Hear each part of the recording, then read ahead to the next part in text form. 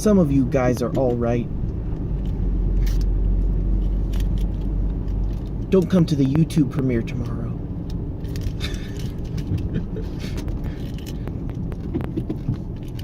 Yes, I did practice that.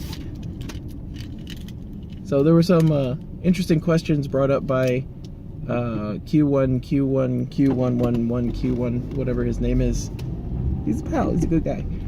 But he brought up some questions as to the ability of putting a keyboard lanyard onto the keyboard and PCB thickness and stuff like that. And I had, of course, taken the inspiration from my pocket chip, which seemed like it was alright. I had carried it like that a number of times. There's also a variety of clips that you might clip to it. This probably being the most abrasive style, just that kind of flat wire clip one. So yeah, the way I test is the way I test everything else. It's I get a crazy idea and then I do it to my daily driver and I try it out and I see what happens. So I drilled a hole, obviously, in my keyboard, and yeah. And then after I did, I was like, is this the return of the thumb hole? So I put another one in just for fun, I guess. I don't know what I'm doing at this point. I'm just trying stuff, man. And I've never claimed to be some mechanical or design genius. I'm literally just trying stuff. Like, what if I do this? Let's find out. And some people love it, and some people hate it, and some people are like, that was pretty good, but what if you did this? And I go, wow, I never thought of that before. Let's do that. It's you know, trying stuff. It's a collaborative effort, but only if you share. You have to share. You can't, if you don't share your ridiculous ideas, you don't get feedback on your ridiculous ideas, and other people don't wind up sharing their ridiculous ideas with you, which is very important. So this is happening. I had wondered that after a while, depending on the clip, if the clip is attached to the keyboard and it stays on there for a while, which it could with something that's flat like this, you could, it would wear off the solder mask. So I figured if it wore off the solder mask, then like, why not just set it up so it has the, there's no solder mask right around it. Well, it's not, so far at least, with some pre-testing. So far, it's not really wearing around the solder mask. It's wearing around this outer edge where the clip, like halfway up the clip, it contacts. So, I have another DEF CON key badge that has like a more rounded clip that's probably much less abrasive. But, I mean, worst comes to worst, I'll just put a little 3D printed insert into it, or as Q11 suggested, do a little steel plate insert, which should be cheap and easy enough to get, hopefully. Just need something a little bit more robust than the circuit board, and something that'll take the damage and look nicer afterwards.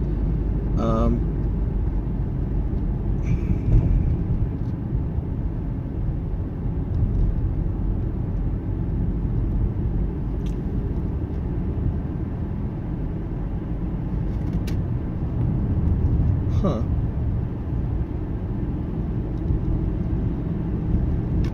So in guns, there's painting guns, but it's like obviously more complex than just applying paint. There are things like I forget what that other one's called. Cerakote is one of them. Cerakote's pretty popular, but Cerakote is made to take a very heavy beating. So like constant rubbing, scraping, all that stuff. And my thought was like, okay, so you mask it off and then you Cerakote one of these holes, and like inside and out, then it would be protected, or that corner would be protected. But like a steel insert that just kind of covered this triangle right here. That would look pretty cool. Like just something that like slid on like that, covered the top and bottom. That would look pretty cool. But my next thought was like, why not just do the actual board, do the whole board, like the whole top of the board? Because that's, I mean, I'm redoing it so it doesn't have any exposed copper pads on the top. I'm putting a mask on, or I'm putting the mask over top of the pads on top to give it a more uniform look. I mean, you're going to solder to the back anyways. I mean, you can still put the diodes through on the top, but the solder point is going to be on the back. It's still through-hole plated, so I am just thinking about that.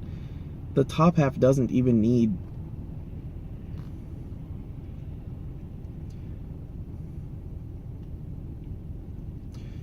I could take the PCB and paint the top half.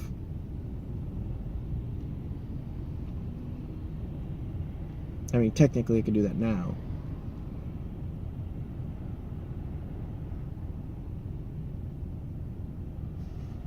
I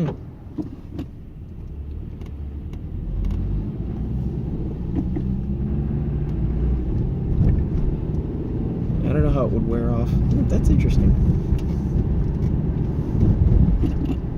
There are a few contact points on the keyboard. Those would need to be sealed, but I mean, what prevents you from just sealing it, like doing like 5 layers on it?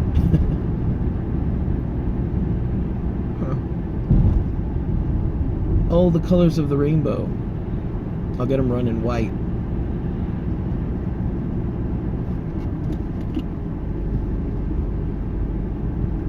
Yeah. Run it in white and then paint it whatever color you want. And if we're going to be plating different parts of it, we could plate the areas that you handle, you touch. Yeah.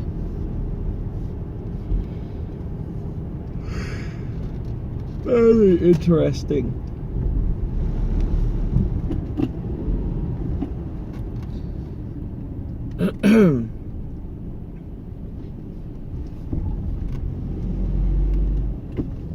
Why though? Why? Stop it. Get help.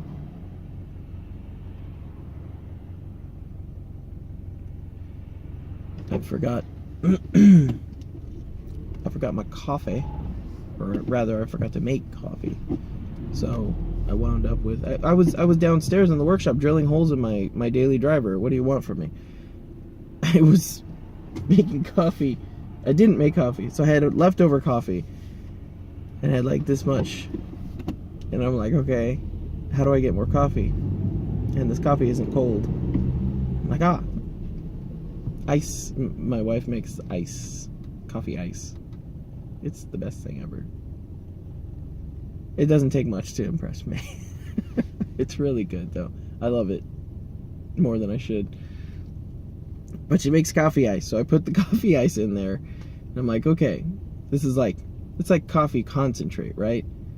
So like, I've cut like half coffee and then ice on top, and I just poured water until the ice was kind of covered, and I'm like, this is okay, I think. What I normally do is do the ice and then pour the coffee in on top of it. And then over the course of the day, the ice melts and like waters down the coffee as I'm drinking it. So I kind of I drink one coffee, but I'm not like refilling it. I still kind of have the sustained whatever. It's Friday. It's been it's been a long.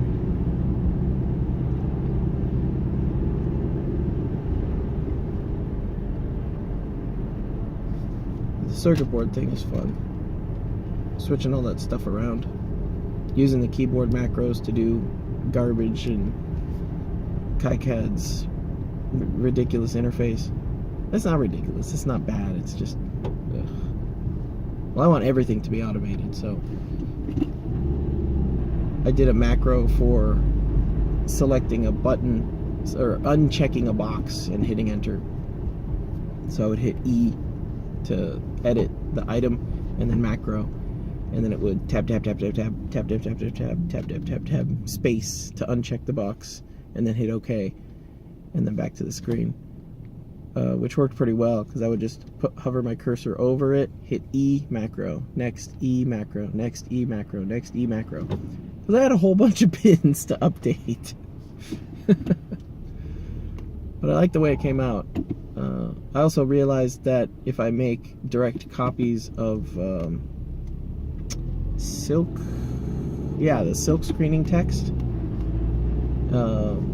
make copies in the same position, duplicate the silk screen text, and then set them for an inverse front mask, and set the original one for a copper layer, then I can make, you know, like words be written in the copper or the solder mask layer. What happens if I remove the solder mask?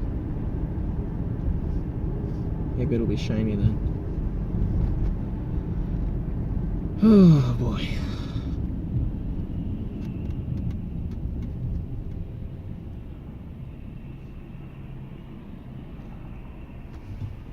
Dragon, yo. I'm dragon. I'm a dragon.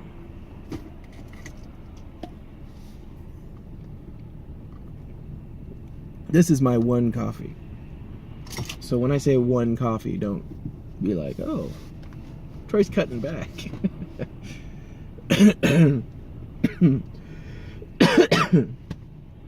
Oh boy. Oh yeah, and if, you know, what did I say? 3D insert or metal insert. Yeah, I already talked about that. What is wrong? Oh, long week.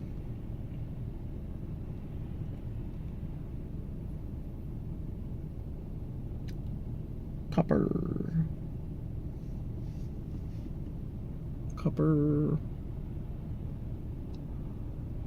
soldering, copper welding.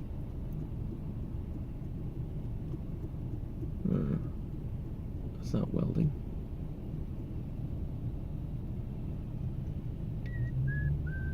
Brass, that's right. That's right. That's right. Oh, I've got that drawing somewhere.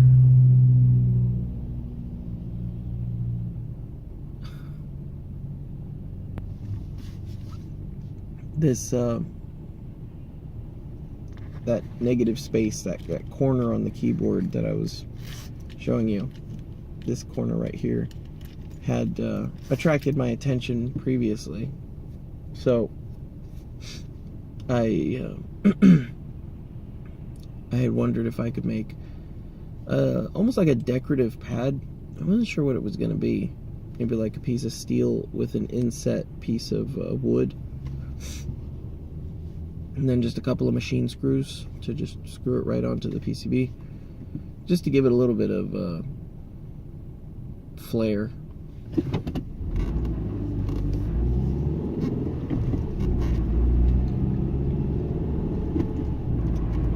Ooh. So I was just thinking about that. It's tempting.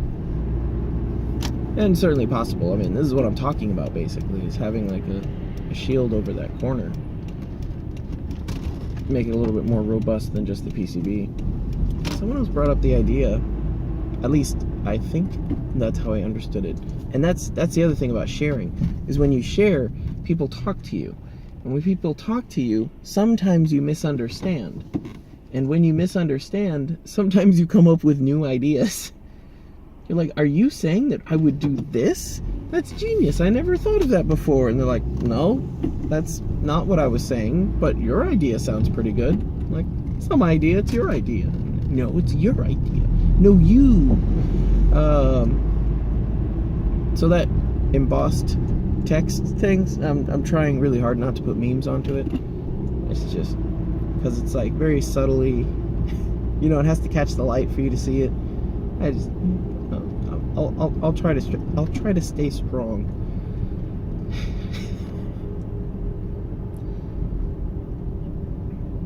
you wind up with interesting ideas. You know, misunderstood ideas are still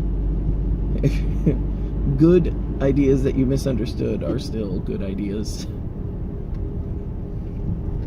So there's a lot of power in that diversity of thought and of perspective. Because let's be honest, you're just one person, and you have all your normal biases and default settings and things and experiences, and you don't even know that you have them, so you can't step back from yourself and go, this thing that I'm not aware of, let me think of how I would think if I wasn't thinking of this thing that I don't know I'm thinking of. Think about that. So just having someone else, just someone random to bounce ideas off of, or who has a completely different perspective from you, or thinks your ideas are dumb and that you should feel dumb, is very valuable. Because if someone's vocal enough to be like, oh, well, that's a dumb idea, there's probably 10 times that amount of people that think the same thing, but didn't make a comment or didn't think enough to say something. So it's still feedback. It's still valuable feedback. Even if that person's wrong, you can explain to them why they're wrong, or redo things so that it makes the product itself, or the project itself, makes it more apparent why that's not the case. Instructables. What happened to that website? Cool.